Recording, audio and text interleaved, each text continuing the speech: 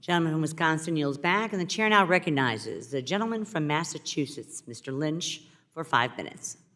Thank you, Madam Chair. Thank the ranking member and appreciate the good work of the panel.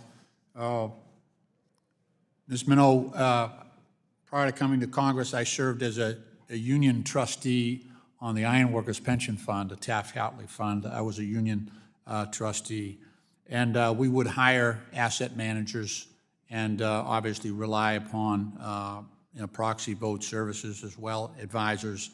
And I have to say that as a union trustee, if a fund manager or an asset manager and proxy advisors ever voted against the interests of the ironworkers and the participants of that fund, they would be former fund managers, former asset managers, former advisors. So is there not, I mean, some are painting this as a system with no accountability and that it's a couple of activists that are directing the votes here.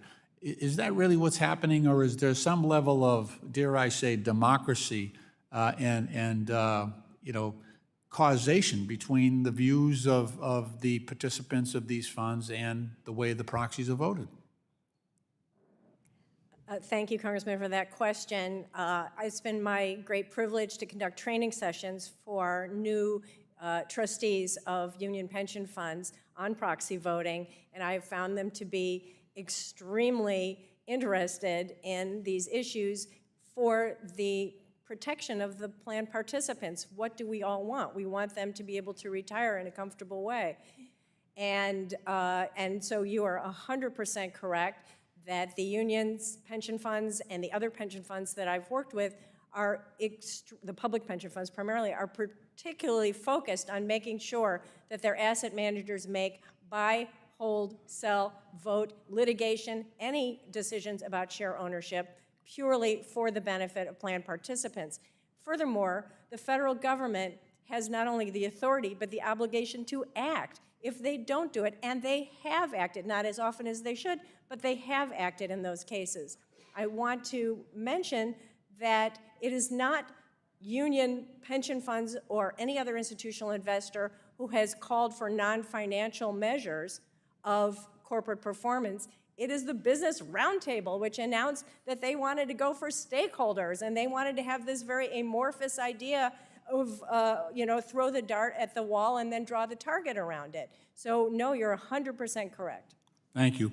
Madam Chair, I ask unanimous consent to enter into the record a report by the Independent Shareholder Services entitled U.S. Shareholder Proposals Jump to a New Record in 2023. So ordered.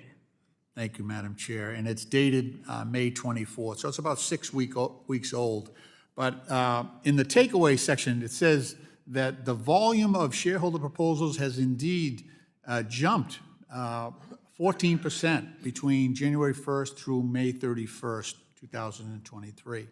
But it says, interestingly, it says this increase is being driven by a new wave of anti-ESG sentiment fueling a record number of shareholder proposals. So this, you're right, there's a spike in proposals, but it's from anti-ESG people that are offering these shareholder proposals. And I have to admit, it looks a lot like democracy, right, Ms. Minow? So you've got people that are arguing, protect, the earth from, climate change, and then you got people that are saying we don't believe in that and don't invest along with those ideas. That's sort of the position we're in, right? So we represent, close to 800,000 people apiece, and if we don't listen to them, they will make changes in leadership. So isn't this a lot like democracy?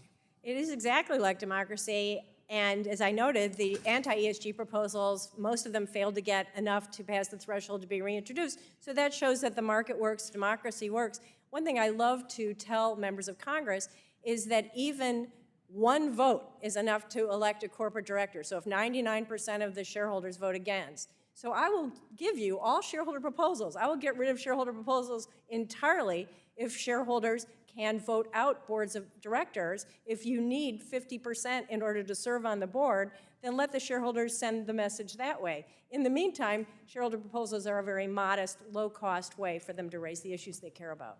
Thank you. Madam Chair, I yield back.